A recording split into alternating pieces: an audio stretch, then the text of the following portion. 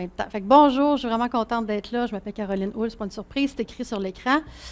Et puis, en quelques mots, qui je suis, lisez pas tout ça, à moins que vous y teniez beaucoup. Ce qui est important ou que j'aimerais que vous reteniez, c'est que enseigner, créer des ateliers, je fais ça depuis que je sais parler. Mes toutous puis mes poupées sont allés à l'université 10 ans avant moi, tellement que je les ai bien coachés puis bien aiguillés dans la vie. Et l'autre chose qui m'apparaît aussi essentielle à mentionner, c'est que je suis comptable de formation, CPA. Hein, j'ai travaillé 20 ans en finance, en comptabilité, puis comme on l'a dit dans la présentation, je suis maintenant coach. Puis quand j'ai commencé à me former en coaching, ce qui m'a frappé, c'est de constater que pendant mes 20 ans en finance et aussi à faire de la comptabilité, puis à triper quand des colonnes de chiffres balancent, parce que je vous le dis, là, les comptables, on tripe quand les chiffres balancent, c'est comme une petite jouissance intérieure. Mais ce qui m'avait vraiment le plus allumé dans ma carrière, c'était de constater que allumer des possibilités chez les gens, c'est la chose la plus gratifiante de la Terre. Quand on pose les bonnes questions, quand on les encadre de la bonne manière, quand on, par notre exemple, ouvre la voie à d'autres choses, c'est l'affaire la plus extraordinaire. Alors, voilà.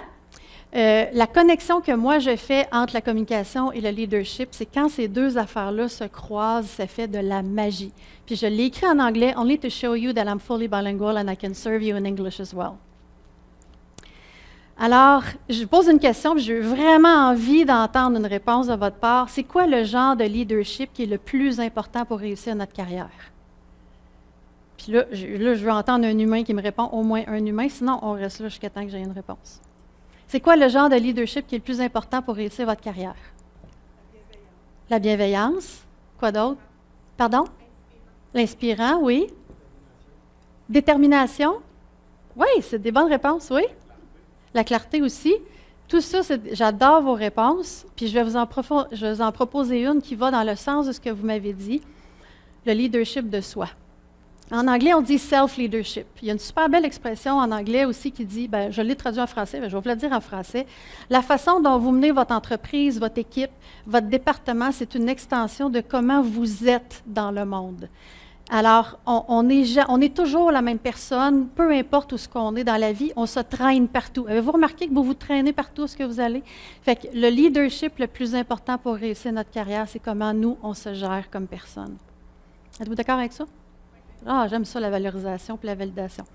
Fait que, en fait, comment moi, je peux vous aider à développer votre leadership, c'est que c'est important de savoir c'est quoi le chapeau qu'on porte dans l'entreprise. Est-ce qu'on est un gestionnaire? Est-ce qu'on est une personne spécialiste? Est-ce qu'on est un chef d'équipe? C'est quoi notre rôle? C'est important d'avoir le bon chapeau. Si on ne sait pas le chapeau qu'on a aussi, il est flou, c'est bien difficile d'exercer notre leadership. C'est bien difficile d'avoir une conversation au bon niveau. Fait que, une manière facile de déterminer le chapeau, c'est de participer à des ateliers qui nous permettent, dans le fond, de déterminer quel type de communication on doit utiliser puis quel type de leadership en fonction de notre rôle. Coaching d'équipe nous permet de voir c'est quoi les forces de tout le monde pour que ça devienne une méga force qui nous permet, en tant qu'équipe, de porter des projets, d'avoir des succès ensemble, d'avoir du fun, d'avoir du plaisir. Et puis ça, c'est ça. Par le coaching d'équipe, on peut accomplir ça. Puis le coaching individuel, c'est ce qui nous permet d'aller bien vite parce qu'on a des objectifs, on a une rencontre 1-à-1 avec le coach. Fait en gros, comment je peux vous aider à développer votre leadership? Maintenant, j'ai une autre question pour vous. Quel genre de communication est la plus efficace pour être entendue et être compris? Fait que là, vous avez bien fait ça tantôt, j'ai encore besoin de vous pour répondre. Quel genre de communication est la plus efficace pour être entendue et compris? Oui? Une meilleure écoute? Excellente réponse. Comment? Bidirectionnel, les deux bords. Yes. Quelqu'un d'autre a de quoi à proposer comme réponse? Quel genre de communication? Celle qui a eu lieu! Faut parler!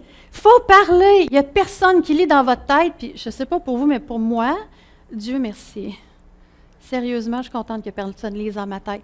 Mais le grand problème, un des plus gros problèmes que moi j'ai observé dans mes 20 ans de carrière, c'est qu'on ne se parle pas.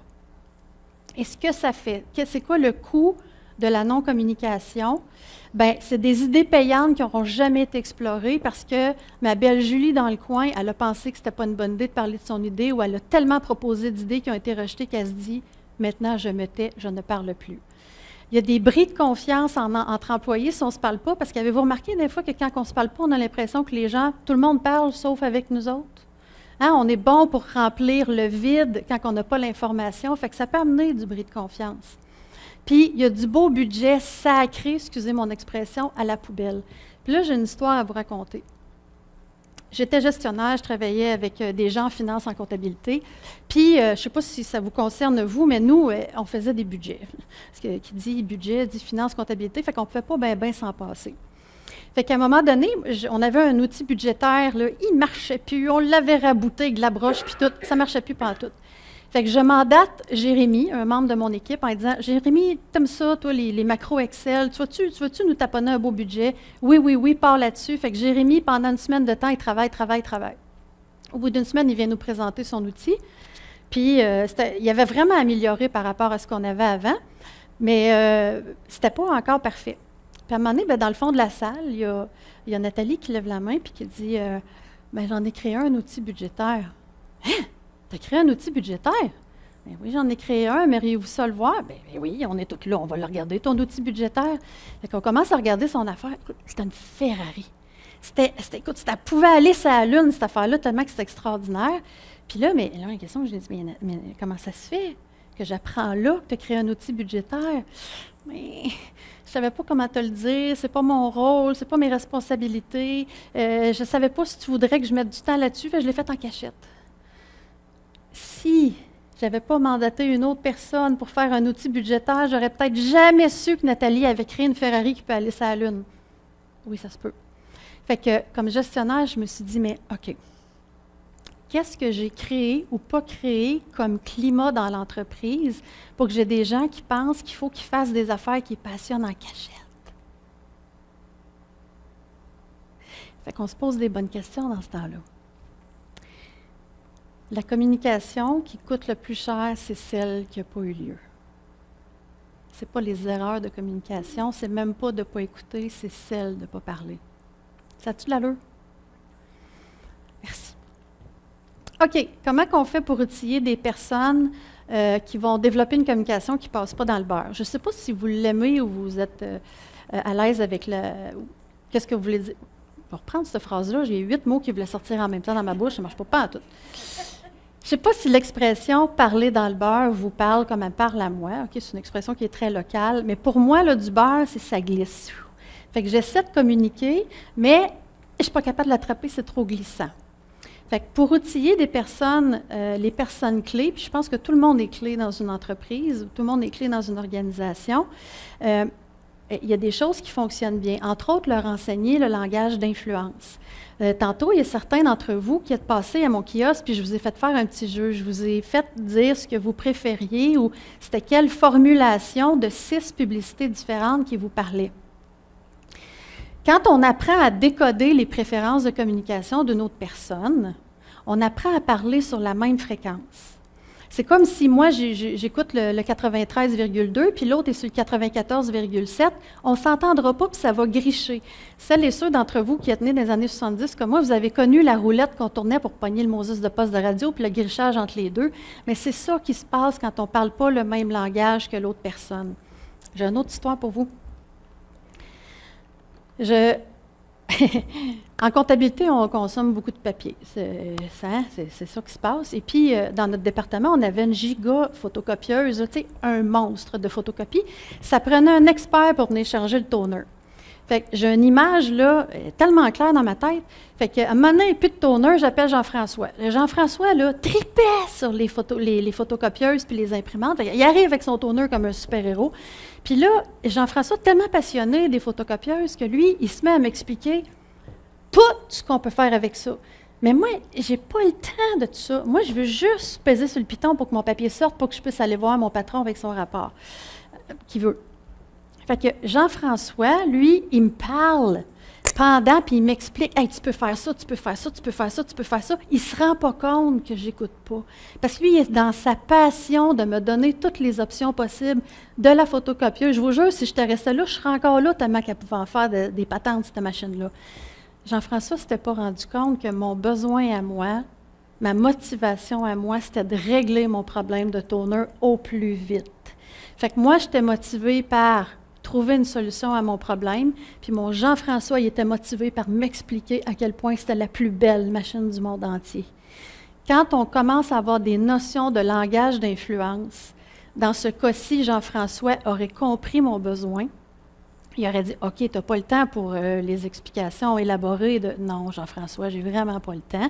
Puis j'ai peut-être même pas l'intérêt. Mais c'est sûr que présentement, j'ai pas le temps. Fait que si Jean-François avait eu des notions de langage d'influence, il ne serait pas parti dans une grande explication. Puis à l'époque, ben j'en avais pas tellement parce que je n'avais pas toutes fait les formations que j'avais aujourd'hui. Je n'ai pas compris qu'il n'avait pas compris mon besoin. Fait que je n'ai pas pu y dire d'une manière peut-être un peu plus cordiale, « J'ai pas le temps. » Okay? Fait que le langage d'influence, c'est apprendre à qu'est-ce qui motive puis qu'est-ce qui démotive quelqu'un selon la façon dont on va parler.